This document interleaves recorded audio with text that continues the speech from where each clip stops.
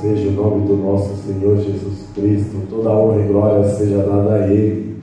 Somente a Ele a honra e a glória. Irmã Alessandra, quer louvar o hino da harpa? Aleluia. Irmã Alessandra é uma bênção de Deus. Venha trabalhar, irmã. Eu sei que você é bênção.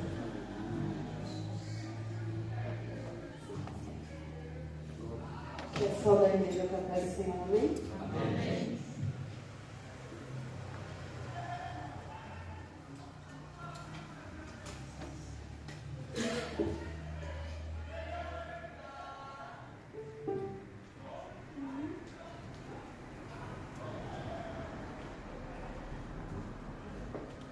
Meus irmãos, a paz do Senhor, amém? Amém. Vamos aproveitar essa oportunidade, já recolher as ofertas e dízimo para o mantimento desta obra. Se você pode, se coloque em pé. Orador Paulo Vitor, fazer oração, as ofertas nesta noite. Em seguida, nossa irmã já estará louvando. Meus irmãos, a paz do Senhor Jesus, amém? Amém. Vamos orar. Querido Deus e Pai, nós te damos graças, Senhor, uma vez mais, Senhor, pela tua presença, Senhor, por mais uma vez estarmos aqui reunidos no Seu nome. Desde já, Senhor, nós vamos entregar a Ti, Senhor, a nossa adoração, Pai, os nossos dízimos e as nossas ofertas, Pai. Que o Senhor receba, Senhor, para si honra e glória, Senhor. Também ministro bênção, Senhor, na vida dos meus irmãos, Pai. Que nada falte, Senhor, em sua casa, que nada falte, Pai, nos seus mantimentos, Pai. Que cada vez mais, Senhor, eles possam prosperar e crescer financeiramente e poder, Pai, cooperar na sua poderosa obra. Desde já nós te glorificamos e já te agradecemos. Amém. Glória. Vamos louvar o número 1. Deus prometeu com certeza chuvas de graça mandar. Ele nos dá fortaleza, ricas bênçãos sem par. Chuva de graça, chuvas pedimos, Senhor.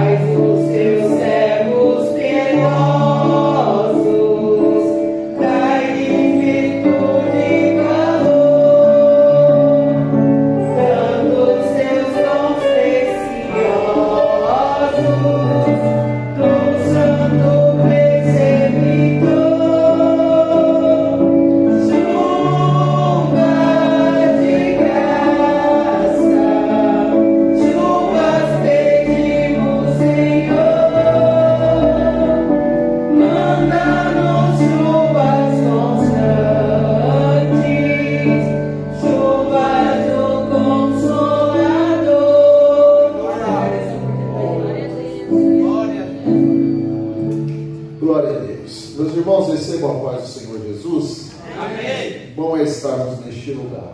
Quero agradecer a Deus pela vida do cooperador Eli, pela abertura desse culto nesta noite. Quero louvar a Deus pela vida dos irmãos e irmãs que aqui estão também nesta noite. Estamos aqui com alegria para louvar e bendizer o nome do nosso Senhor Jesus. Meus irmãos, vamos abrir a nossa Bíblia. Gênesis capítulo de número 12, verso 8. Gênesis capítulo de número 12, verso 8, nós vamos dar continuidade ao assunto que nós estamos abordando nesta feita. Nós estamos falando sobre os altares que Abraão, o patriarca, edificou ao Senhor. Semana passada falamos do altar que ele edificou em Siquém, e hoje veremos mais um altar a qual ele edificou ao Senhor. Gênesis capítulo 12, verso 8, diz o texto, se você não achou, está na tela: e moveu-se dali, passando dali para o monte a leste de Betel, armou a sua tenda, ficando Betel a oeste e Ai a leste. Ali edificou um altar ao Senhor e invocou o nome do Senhor. Amém? Amém. Glória a Deus. Esta é a palavra a qual estarei ministrando esta noite. Eu tinha alguns assuntos para falar com base nesta palavra, porém eu senti o Senhor falando ao meu coração, e uma parte dela eu vou estar ministrando no domingo. É um assunto a qual eu queria muito falar hoje, mas o Senhor pediu e falou ao meu coração para que seja ministrado no domingo. Então, assim, obedecerei o que o Senhor tem falado, porque é Ele quem nos dirige. Não é a minha direção, mas é a direção do Senhor. Para domingo eu também tinha uma palavra preparada. Falei, vai ser tensa. Só que aí o Senhor mudou tudo. Então eu vou assim obedecer e vou falar desse tema qual o Senhor Deus tem colocado no meu coração. Como eu expliquei semana passada, é o tema da nossa lição que nós estamos estudando na Escola Bíblica Dominical. É um tema qual nós passamos e não deu para falar, até porque é muito extenso. Os irmãos têm a ideia, é a segunda e quinta-feira que nós vamos falar desse assunto. E vai se estender umas 4 a 5 quinta-feira para falar desse assunto. Então, tem muita coisa para discorrer. A palavra do Senhor é rica. E nós vamos falar esta noite o altar a qual ele ficou ali em Betel. Nós estaremos passando por isso. Porém, quando eu estava meditando nesta palavra, e aqui fica um alerta aos irmãos, principalmente os que gostam da palavra e querem ministrar, querem pregar, ser pregadores da palavra, leia o texto com muita atenção. Não só uma vez, mas quantas vezes for necessário. Eu já tinha passado por esse texto muitas vezes, mas ainda esta semana, enquanto eu lia de novo, o Senhor Deus me fez atentar para alguma coisa. Uma iluminação do Senhor veio para algo que eu ia passando desapercebido. Eu estava lendo o texto e focando apenas no altar que ele edificou. Porém, se nós prestarmos atenção no texto, que está na tela para você observar mesmo, vai dizer que antes dele edificar um altar ao Senhor, ele armou a sua tenda. E esse mistério ia passando desapercebido a mim.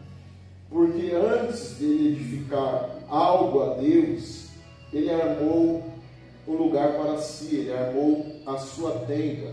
E tenda aqui no original é o réu. O réu é um lugar de habitação. O réu é um esconderijo. Toda vez que você vê esta palavra, tenda, e pegar no seu significado original, eu falo do original por conta da forma que foi escrita originalmente, aqui o hebraico, ele escreveu a palavra ali, o réu, do hebraico significa esconderijo, lugar de habitação. Então, antes de Abraão edificar um altar ao Senhor, ele armou para si um lugar de habitação. Ele armou para si um esconderijo. E eu achei isso daqui muito interessante, porque, como eu disse, eu estava focando no altar, e o altar, o segredo da vida, de alguém que vai expor em público. Esse altar é o segredo da vida de alguém que vai expor em público o quê? O que ele já construiu na sua vida de tenda. Antes de edificar um altar, ele armou a sua tenda, porque ele vai mostrar o que ele tem vivido, primeiro com Deus, no seu esconderijo, no seu lugar de habitação, na sua tenda. Por isso que eu digo, antes de edificar um altar, nós temos que entender que precisamos armar a nossa tenda. O altar, ele não é uma exposição. O altar, ele não é uma aparição, ele não é exibicionismo ou também aparência. Ele é resultado da sua vida de tenda.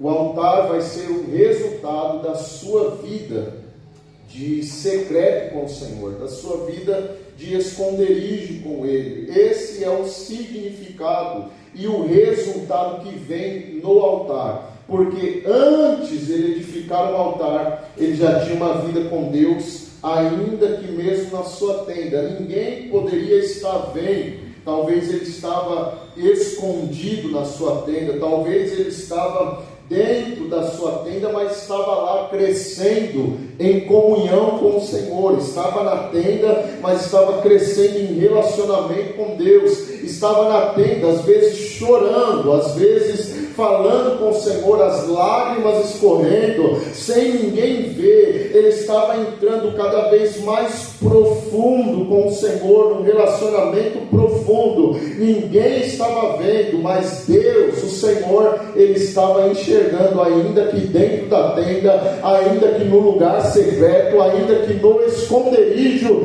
Deus estava contemplando. Por isso que eu pensava a respeito disso, e eu entendia que o Senhor, ainda para os nossos dias, Ele não quer levantar artista, popstar, estrela gospel. Ele não quer isso. Ele quer hoje, nos nossos dias, que a gente viva, entenda, ou seja, no lugar secreto. Assim, Ele está procurando homens e mulheres que habitam no esconderijo do Altíssimo, homens e mulheres que vivem uma vida no secreto, homens e mulheres que vivem uma vida de devoção, uma vida de entrega ao Senhor, uma vida de oração. Ele não está procurando homens e mulheres que brigam por palco, por oportunidade, por microfone. Ele não está procurando homens e mulheres dessa forma, que fica brigando dentro da igreja por causa de cargo. Se for necessário derrubar um, eu derrubo, porque eu quero esse cargo, eu quero essa função. Não é esse que o Senhor está procurando. Ele está procurando homens e mulheres que estão dispostos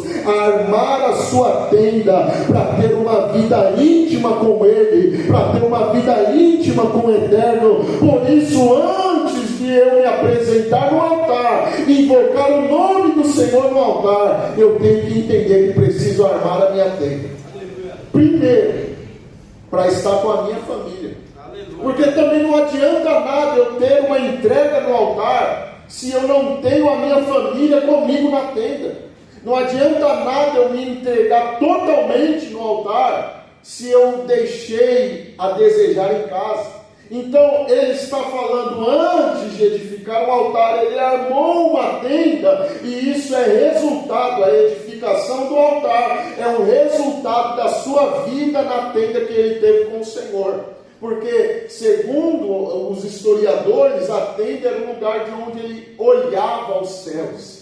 Totalmente, todos os dias, quando edificava a sua tenda, e isso era para habitação, isso era para a sua morada, para a sua estadia, principalmente noturna, quando ele ficava à noite, o que ele enxergava ao deitar na sua tenda era o céu.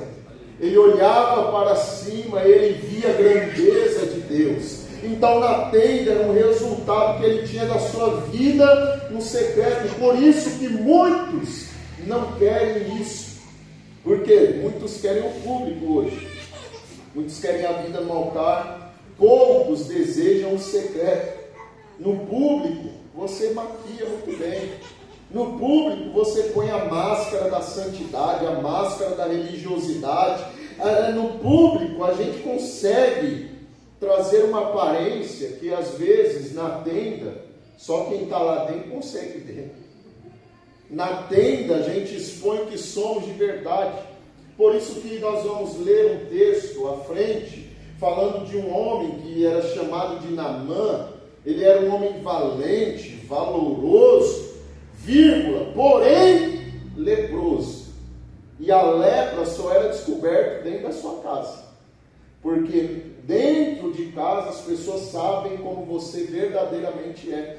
No público todo mundo via o capitão. No público todo mundo via o chefe Naamã. No público todo mundo enxergava o grande Naamã, homem valoroso. Mas dentro de casa, na sua tenda, o que enxergava era a lepra dele, era o defeito dele. Os de casa conhecem a gente melhor do que os de fora. Por isso a palavra de introdução é um alerta a nós, porque por vezes nós queremos a vida pública antes de ter uma vida no secreto, antes de ter uma vida de intimidade com Deus. E nós precisamos entender isso. No público a gente pode enganar muito bem, mas dentro da tenda não tem como. Não tem como. Porque o Senhor, nosso Deus, Ele consegue enxergar até o que está no secreto escondido. O Senhor, nosso Deus, Ele vê, Ele nos conhece. Abre a sua Bíblia, Mateus 6, o texto da oração. Mateus capítulo 6, versos 5 e 6.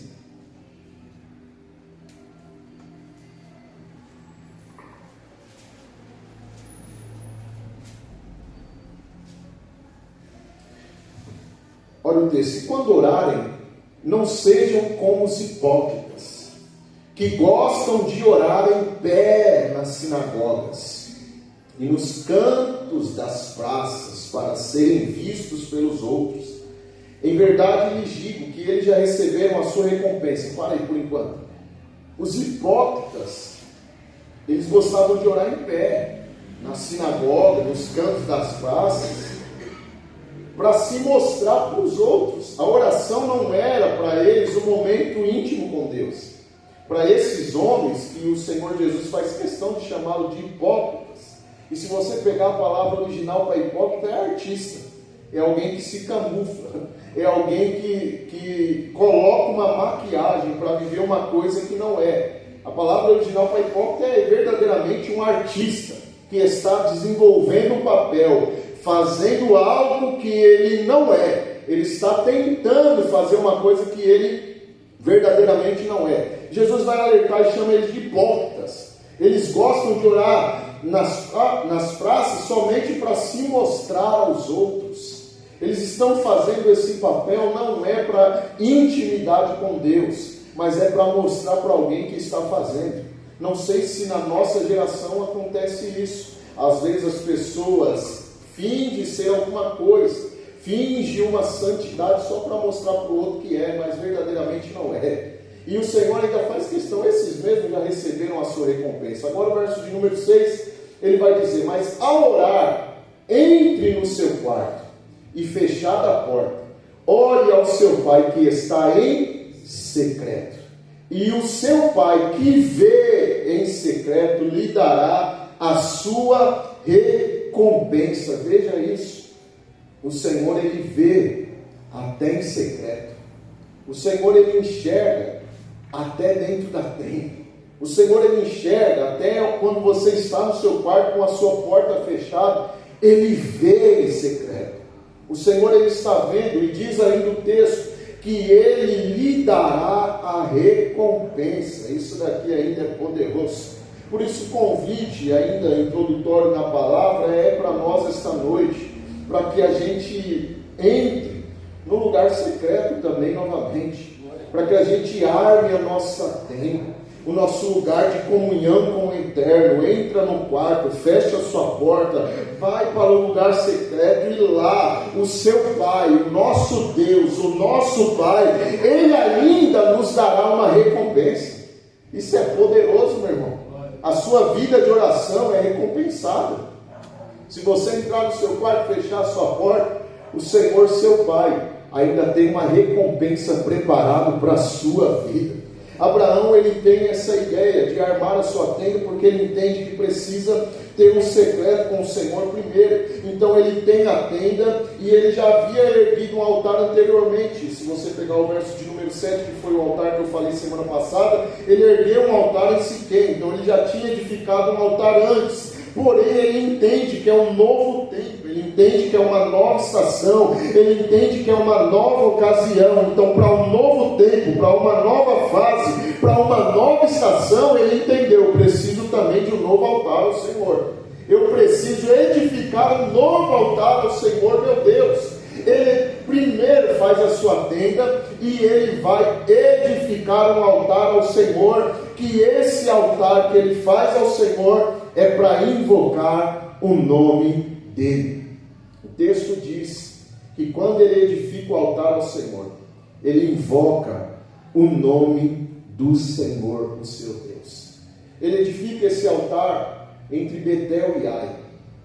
Só que esse altar vai receber o nome do altar que ele edifica em Betel. Betel significa a casa de Deus. Se você pegar a palavra original Bet e El, Bet é casa, El é Deus, significa casa de Deus. Ai significa lugar de entulho. Então ele está ali entre a casa de Deus e entre o lugar de entulho. E ele vai edificar o altar para o Senhor, exatamente no lugar certo, porque isso também é resposta da sua vida de tenda.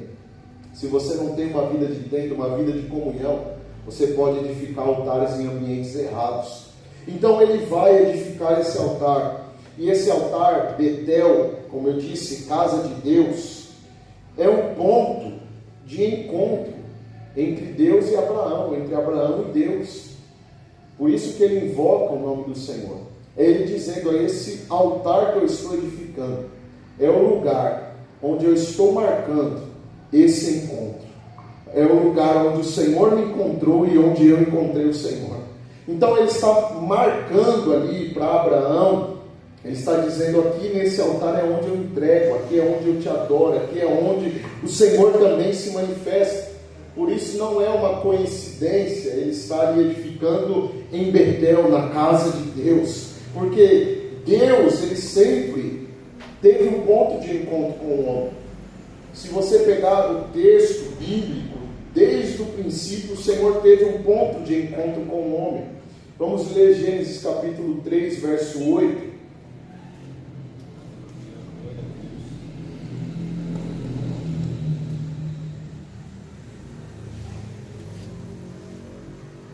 Ao ouvirem a voz do Senhor Deus, que andava no jardim, quando soprava o vento suave da tarde, o homem e a sua mulher se esconderam da presença do Senhor Deus entre as árvores do jardim. Então, o texto diz que havia a viração do dia, e o Senhor vinha com a sua voz no jardim, que era o ponto de encontro. O jardim era um ponto de encontro entre o homem e Deus. Se você pega o 2:8 de Gênesis ainda, o capítulo 2, verso 8, olha o que diz: e o Senhor Deus plantou um jardim no Éden, na direção do Oriente, pois nele o homem que havia formado. O Éden é um ambiente, o Éden é um lugar, mas o Senhor plantou um jardim nesse Éden, colocou o homem nesse jardim, e era nesse jardim que o Senhor Deus vinha e se manifestava ao homem, e tinha um encontro marcado com o homem. Então, o jardim do Éden foi o ambiente que Deus escolheu para ter um relacionamento com o homem. Veja, o Éden é um lugar, mas o Senhor plantou o jardim nesse lugar para exatamente ele vir nesse lugar com a sua voz se manifestar no meio do jardim e ele ter um encontro com o homem. Deus sempre teve esse propósito de ter um encontro com o homem. O Senhor viu que tudo que ele fez era bom, a criação do homem era bom, tudo que o Senhor fez foi muito bom. E o propósito da criação do ser humano foi para ele ter comunhão, foi para o homem e Deus ter um relacionamento. Ele não atribuiu atributos comunicáveis a outros seres a não ser ao homem. Só o homem tem atributos que se comunicam com Deus. Só o homem tem atributos comunicáveis com Deus. Por quê? Porque o desejo do Senhor sempre foi esse: que ele e o homem tivesse comunhão, tivesse relacionamento. E para isso, num jardim, foi um lugar, foi um ponto de encontro que ele marcou, para que ele e o homem tivesse sempre um horário para se encontrar. Na viração do dia, tinha um horário específico que o Senhor descia e Adão poderia esperar. O Senhor vai vir com a sua voz, vai falar comigo. O Senhor vai vir, é um horário marcado. Nós temos um encontro marcado, é um horário específico. Eu sei que o Senhor vai vir aqui. E o Senhor vinha. Só que esse dia foi diferente. Adão, ele havia pecado. E a voz do Senhor, que tanto lhe dava prazer, agora lhe dá medo. Porque todo aquele que vive uma vida de pecado, quando o Senhor fala, causa medo, causa temor. E é isso que Adão está vivendo. Porém, ele tinha um ponto de encontro com Deus. E nós vamos ver à frente, não vamos abrir os textos porque o horário já não permite. No Êxodo, você vai ver um tabernáculo que o Senhor Deus marca, Êxodo 25:8. Ele pediu, ele solicitou um tabernáculo, um santuário. Para quê? Para que ele viesse ter comunhão com o homem. O tabernáculo nada mais é do que uma tenda gigante, mais uma vida de tenda. Montava e desmontava, armava e desarmava a tenda. O grande tabernáculo era um ponto de encontro entre Deus e o homem novamente, entre Deus e o seu povo. Era no tabernáculo onde o Senhor Deus manifestava a sua presença. À frente, no livro dos Reis, nós vamos ver, principalmente no capítulo de número 6 de 2 Reis, um grande templo é levantado ao Senhor, e ali nesse templo o Senhor Deus confirma, e é o ponto de encontro entre ele e o homem. O templo é o lugar onde o Senhor se encontra com o homem mais uma vez. Isaías vem à frente profetizando algo a respeito do Messias, e ele diz que o seu nome seria Emanuel, ou seja, Deus conosco. João vai escrever, João 1,14, que Jesus, ele veio, ele habitou, e no original ele tabernaculou. Ele foi um tabernáculo vivo, andando entre nós. Ele era o ponto de encontro entre Deus e o homem, Jesus. Por isso que ele mesmo disse: eu sou o caminho, ou seja, só eu posso te levar a Deus, só eu que posso te levar ao Senhor. Ele veio ser o ponto de encontro entre Deus e o homem novamente. O Senhor sempre decidiu colocar um ponto de encontro entre Deus e o homem. Quando Jesus vai, ele disse: eu não vos deixarei só, eu vos deixarei outro Consolador, o Espírito Santo. Porém ele disse: ficam em Jerusalém, até que do alto sejam revestidos de poder. Atos capítulo de número 2, eles estão reunidos no mesmo lugar, todos juntos no mesmo propósito, todos são cheios do Espírito Santo, e ali inicia a igreja, lugar de comunhão, mais um ponto de encontro entre Deus e o homem. Aleluia. Por isso que eu faço questão de trazer esse ensinamento. Betel é a casa de Deus, e não foi coincidência que Abraão edifica um altar na casa de Deus, o ponto de encontro. Nós estamos aqui, irmãos, no ponto de encontro essa noite entre nós e Deus. Você não veio em qualquer ambiente, você não veio em qualquer lugar, você veio para um encontro com o Senhor nessa noite. Por isso a importância desse lugar, a importância da casa de Deus. Salmo 122, verso 1. Olha o que o salmista vai dizer. Salmo 122, verso 1.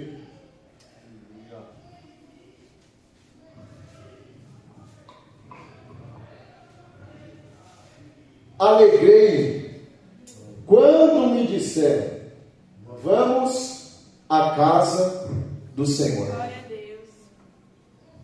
O texto que o salmista está escrevendo, ele não está dizendo assim: eu alegrei-me quando eu estava na casa do Senhor e eu ouvi uma palavra profética, aquilo alegrou meu coração. Eu estava na casa do Senhor e um cantor famoso que veio, ele ministrou, foi tão bom ver ele pessoalmente, foi tão bom enxergar o cantor famoso, isso trouxe alegria ao meu coração. Quando eu pisei lá, isso encheu meu coração. Não é isso que o salmista está dizendo. Ele está dizendo: alguém me disse, vamos à casa do Senhor, e isso gerou alegria no meu coração.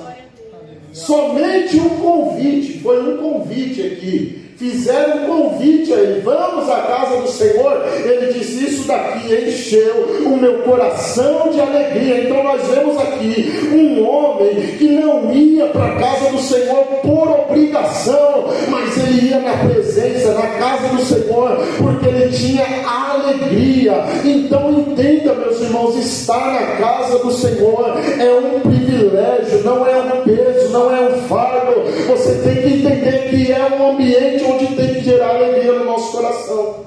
Para o salmista era valioso estar na casa de Deus. Salmo 84, verso 10, ele vai reforçar ainda mais isso. Salmo 84, verso 10. Veja o que ele está dizendo: vale mais um dia nos teus átrios, mais do que 1000, pois um dia nos teus átrios vale mais que 1000.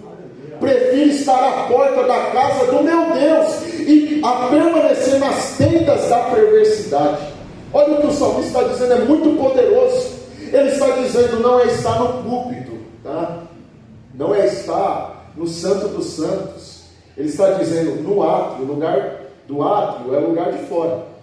É como se fosse a calçada da igreja, onde cai um monte de frutinha, né, irmão? Isso que é difícil de limpar, essas folhas dessa árvore, misericórdia.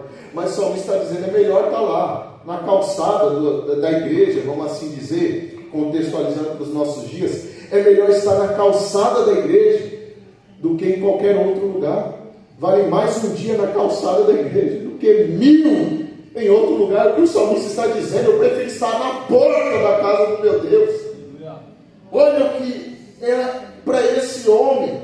Essa comparação aqui é direta, porque um dia na presença de Deus supera qualquer prazer que eu vivo fora dela. Um dia na casa do Senhor supera tantos dias em qualquer outro lugar. Mas será que é isso para nós? Será que para os nossos dias isso daqui ainda faz sentido?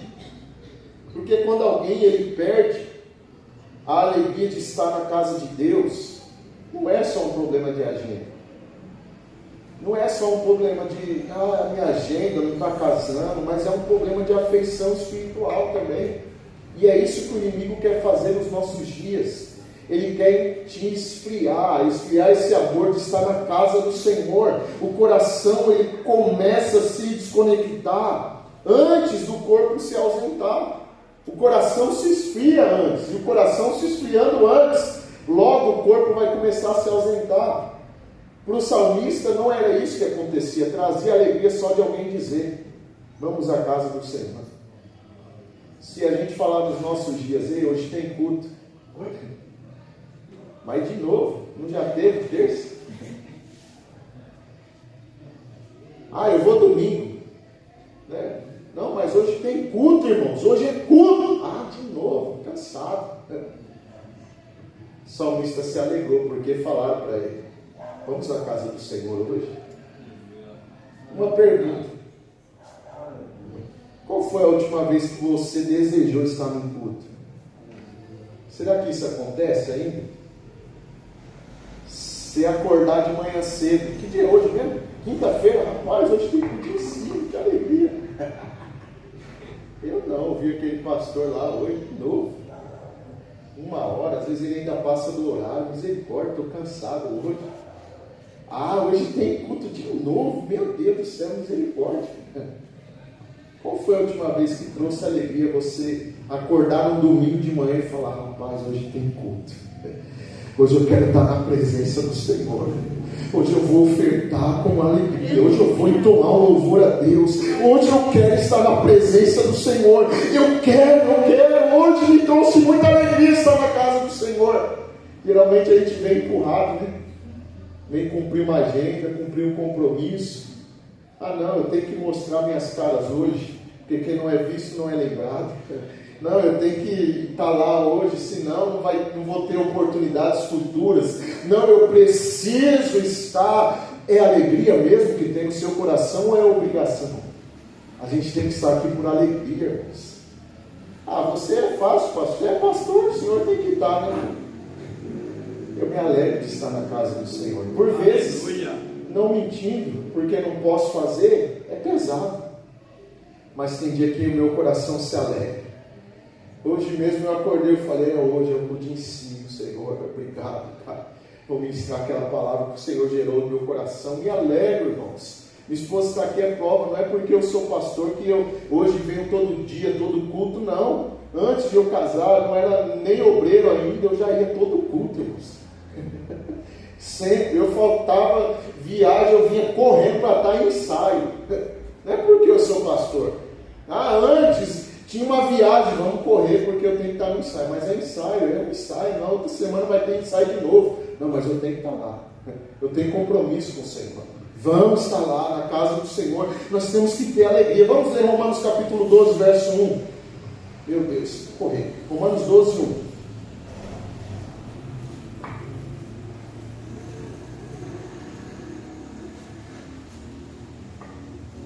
Portanto, irmãos, pelas misericórdias de Deus, peço que ofereçam o seu corpo como sacrifício vivo, santo e agradável a Deus. Este é o culto racional de vocês. Essa versão ficou mais leve. Mas Paulo aqui está rogando aos irmãos. E aqui também você vê uma súplica dele. Ele está falando pelas misericórdias de Deus.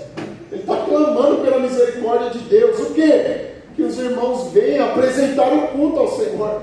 Ele está em rogo aqui, ele está rogando, suplicando, irmãos, pelo amor de Deus, por favor, pelas misericórdias de Deus, venham apresentar o culto ao Senhor. Apresente o nosso corpo em sacrifício santo e agradável a Deus, que esse é o vosso culto racional. Ele está rogando. E eu falei, não está diferente dos nossos dias não. Então isso é de antigamente. Não é de hoje não, que o pastor tem que suplicar para os irmãos estar apresentando culto. Paulo já passou por isso. Ele estava rogando aos irmãos, venham apresentar um culto ao Senhor. Se apresentem como sacrifício vivo, santo e agradável a Deus. Ofereçam um culto racional ao Senhor. Hoje a gente promove tanta coisa para encher o coração de alguém para estar no culto. Por isso que você vê, e o Senhor me chamou a atenção, não no começo desse ano, mas ainda no ano passado, não faça nenhum evento no início, porque eu ia fazer as terças proféticas, eu falei, vai ser bênção, vai ser terça profética, vou chamar fulano, ciclano, então vai bombar. E o Senhor falou, não faça, porque você vai trazer movimento para a igreja. Você vai chamar um monte de pessoas que só vai produzir movimento, e depois do movimento, todo mundo vai embora. Você quer uma igreja de movimento? Eu falei, não. Então continue pregando a minha palavra. Seja para 1, para 2, para 3, mas que sejam povos que estejam enraizados em Cristo. Não pessoas de movimento, porque é fácil, e é isso que as maiores igrejas fazem, alguns ambientes fazem. Vamos chamar o pregador de nome, vamos chamar o pregador de renome, vamos chamar o cantor famoso. Aí enche de gente, mas depois tem ambientes que fazem uma jantinha pós-culto, um cafezão antes do culto. O dia que não tiver o café, o glutão não vem. O dia que não tiver a jantinha, ele também não vai vir. Rogo-vos, pois, irmãos, nós estamos vivendo essa fase também, de ter que rogar aos irmãos para estar na casa de Deus. E se não for algo que te traz interesse, você talvez não venha. Um simples convite alegrou o coração do salmista. Vamos à casa do Senhor, é o melhor lugar para nós estarmos. Salmo 27, verso 4.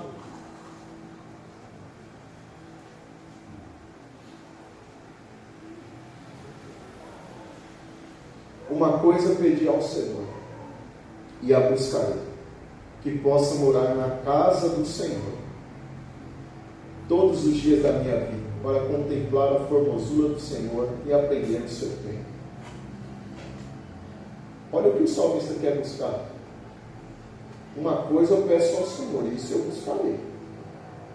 Não é riqueza, não é um trono perpétuo, não é um trono que dure para sempre. O que ele quer buscar é morar na casa do Senhor, é estar na casa do Senhor todos os dias da vida dele. Nós vemos aqui que o salmista está dizendo que a casa do Senhor para ele, a casa do Senhor revela o que era a prioridade na vida dele. Essa era a prioridade na vida dele, estar na casa do Senhor. Ele tinha responsabilidades no seu reinado, ele tinha batalha, ele tinha pressões, mas mesmo assim ele definiu: essa é a minha prioridade. Eu quero estar na casa do Senhor e eu vou buscar isso. Eu vou orar. Eu vou orar para estar na casa do Senhor. Rapaz, você já orou para conseguir estar na casa do Senhor? Ele estava falando isso: eu vou buscar isso. Não riqueza, mas eu quero estar na casa do Senhor. Porque a igreja, a casa do Senhor, é um lugar de crescimento, e onde você dá fruto espiritualmente. Vamos ler um texto, Salmo 92, verso 13.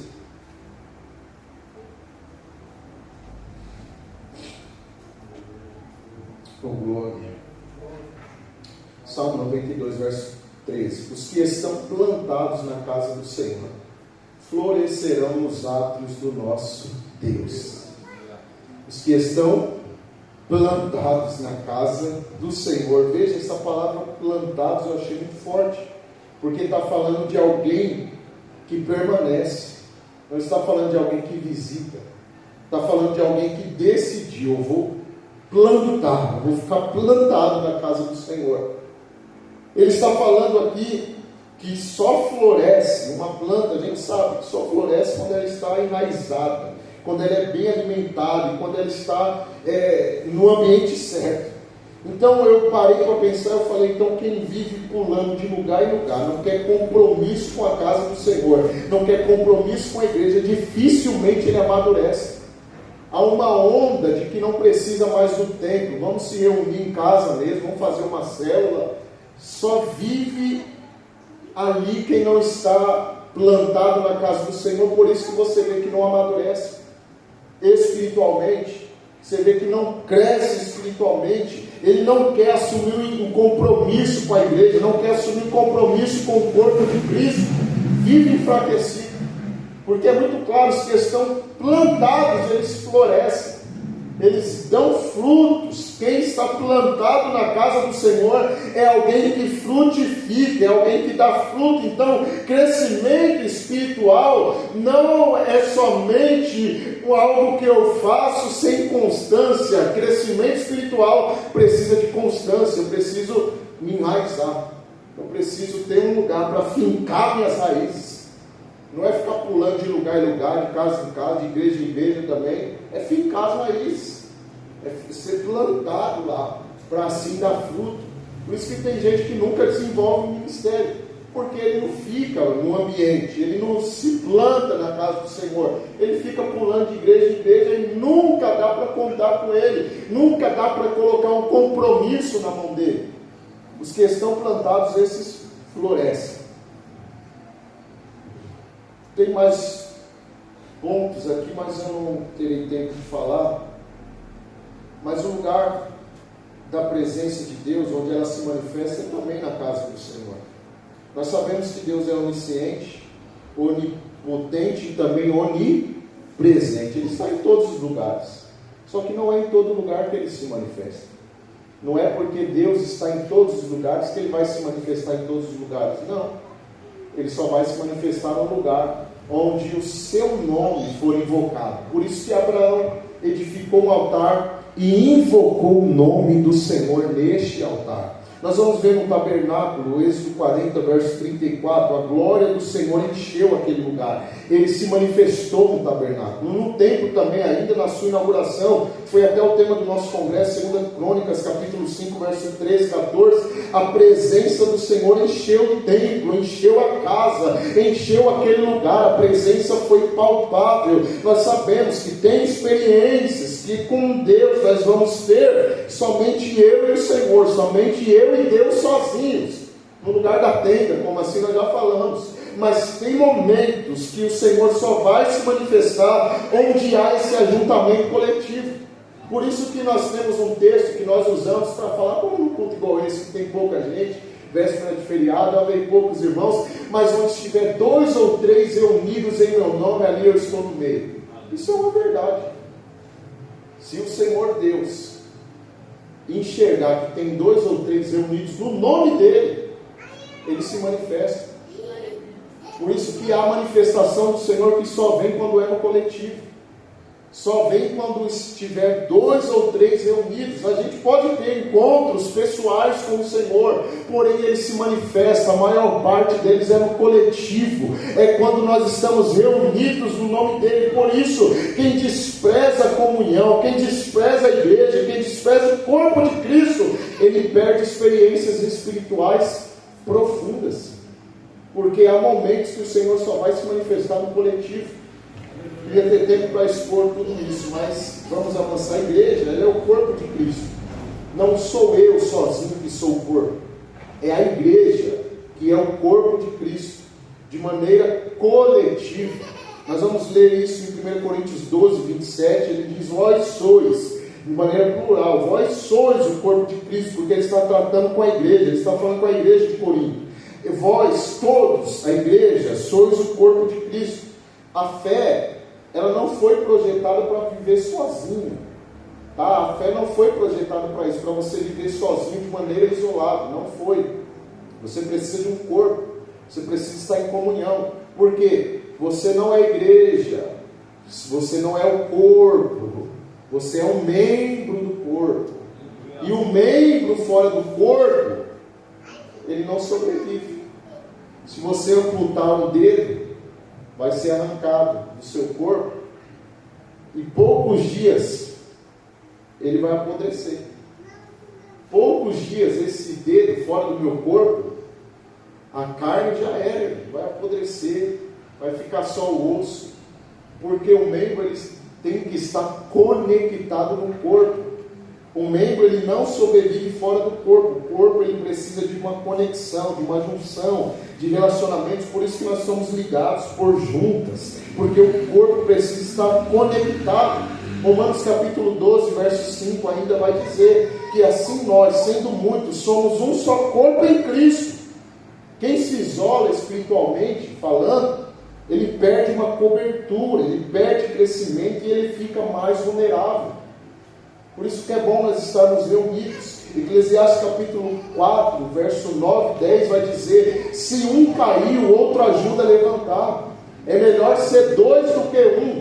Olha lá o texto. É melhor serem 2 do que 1,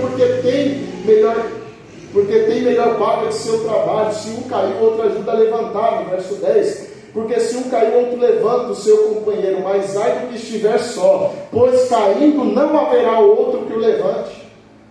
Por isso que é melhor estarmos no corpo, porque nós temos pessoas aqui que podem nos ajudar a se levantar no momento da queda, do que caminhar sozinho. Ah não, vou fazer sozinho, eu vou ficar em casa assistindo a live, assisto o culto lá, e tá bom o tamanho, assim tá legal. Não, é melhor ser 2 do que 1, é melhor estar no corpo, é melhor estar na igreja, é melhor estar na casa do Senhor, porque aqui há pessoas que podem te ajudar, pode ser uma cobertura para a sua vida. Ninguém consegue, não tem condição ser igreja sozinho, não tem como eu ser igreja sozinho. Você pode até ter fé sozinho. Eu tenho fé, isso é pessoal.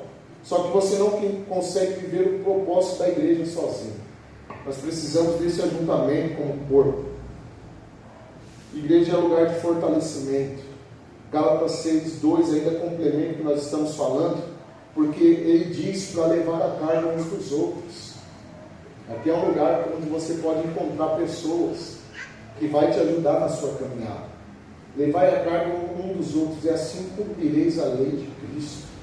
É uma ordenança para nós como igreja. Você não vai ver o peso que o seu irmão está carregando e falar, é prova que ele tem que passar.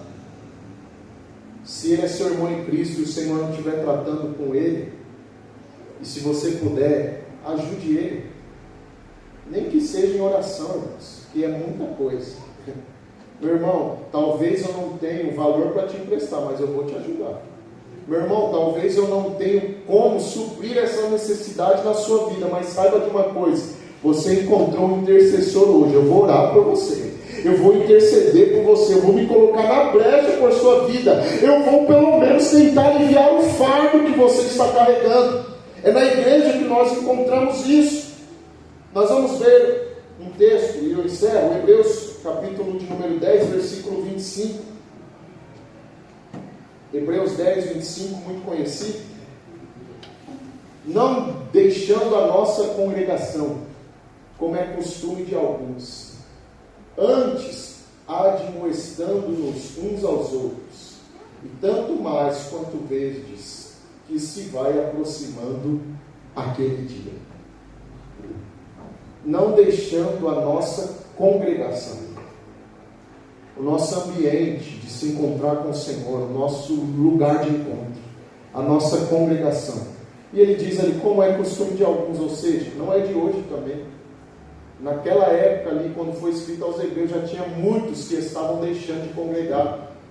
E aí eu entrei no modo de crítica, eu falei, tá vendo, não é só nós que passamos isso hoje, já o povo hebreu já estava passando por isso, os judeus que tinham se convertido ao cristianismo já estavam passando por isso há milhares de anos atrás. Só que aí eu fui pegar no contexto e eu falei, nós estamos muito ruins mesmo, porque esse contexto aqui, eles estavam sofrendo por servir ao cristianismo agora. Eles eram judeus que se converteram ao cristianismo, então estavam sofrendo uma pressão absurda.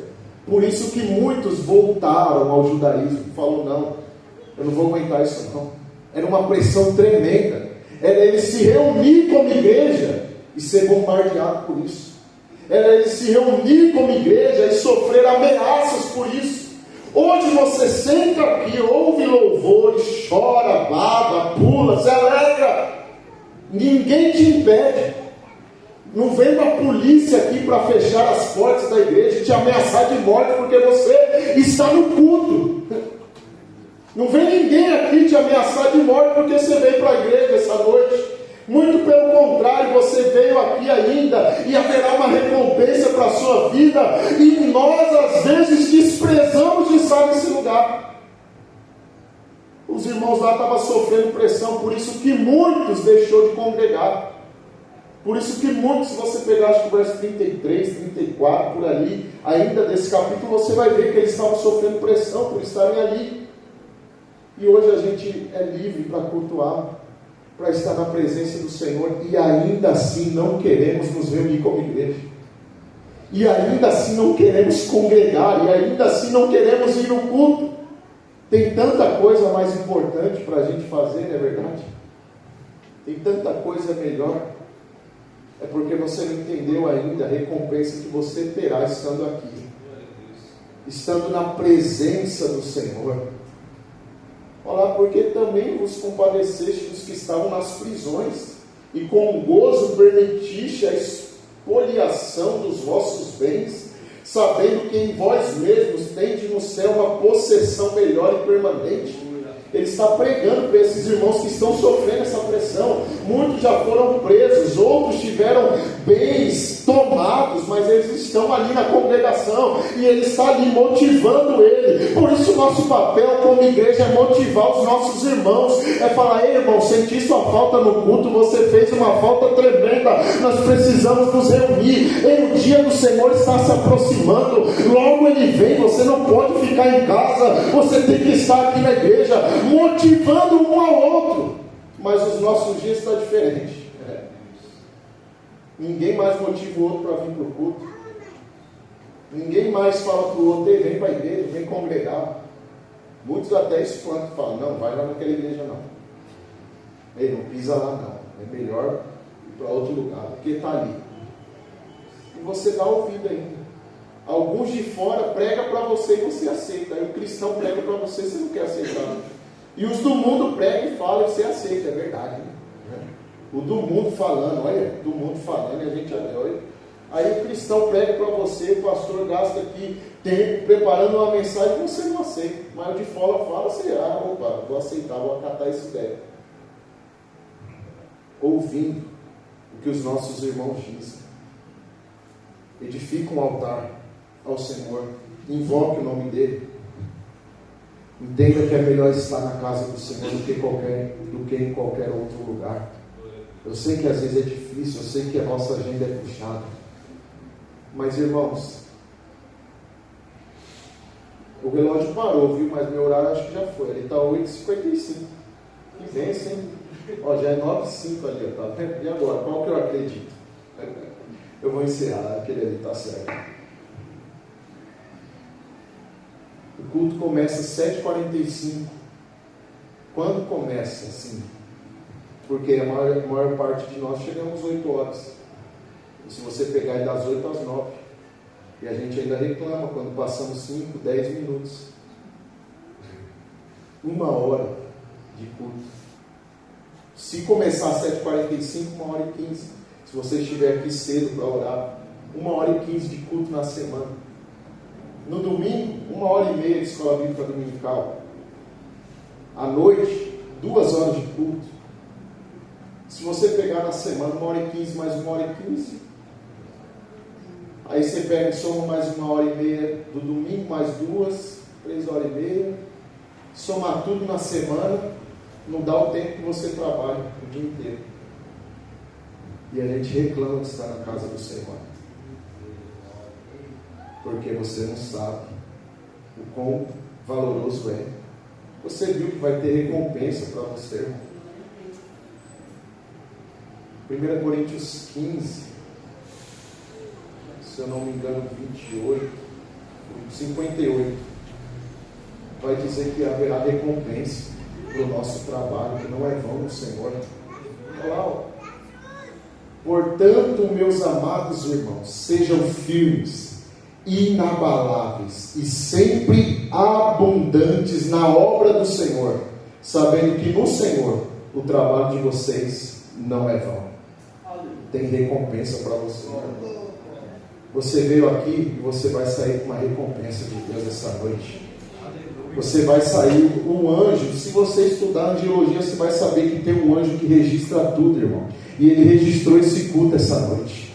Ele registrou quem veio nesse culto essa noite. E ele registrou a recompensa que você vai receber essa noite. Se coloque de pé comigo. Você não vai sair daqui de mão vazia. O Senhor Deus tem uma recompensa para você. O Senhor Deus tem algo preparado para a sua vida essa noite, porque você escolheu estar no melhor lugar que você poderia estar essa noite, na presença do Senhor, na casa de Deus.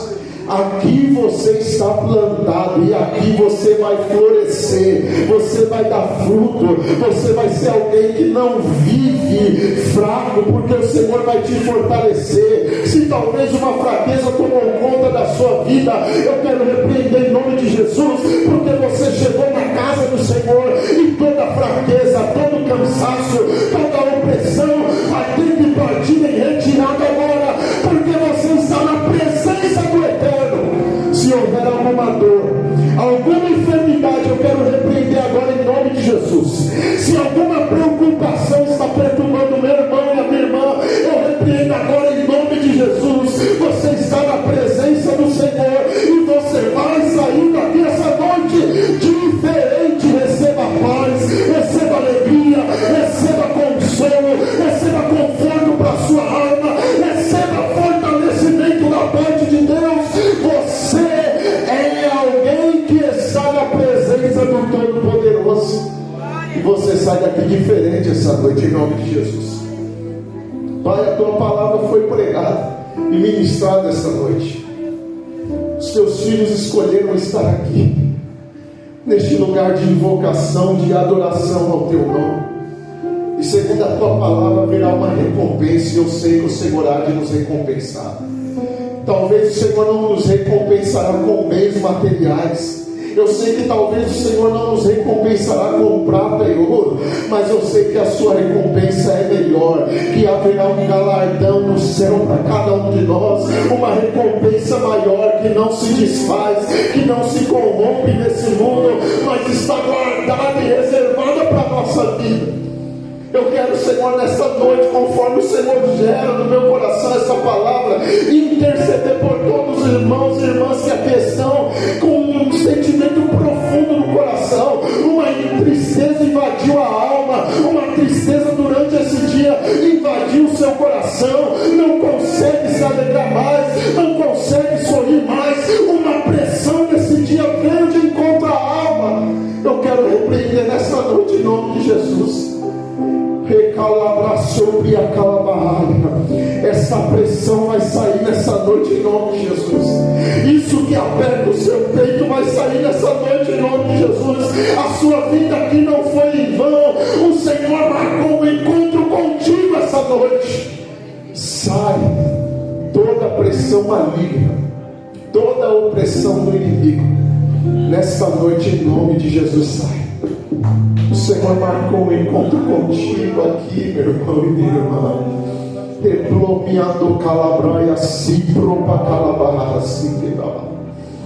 Receba alívio, receba cura, receba força. Oh, Senhor, não deixemos de congregar, não deixemos de estar na presença do Senhor.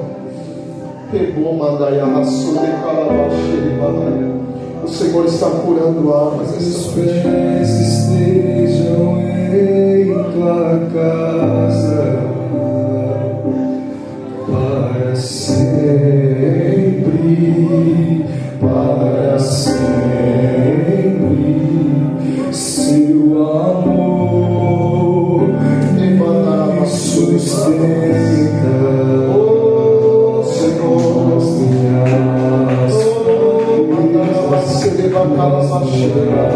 Senhor, deixa o Senhor trabalhar, deixa o Senhor trabalhar. Oh, Jesus, Senhor,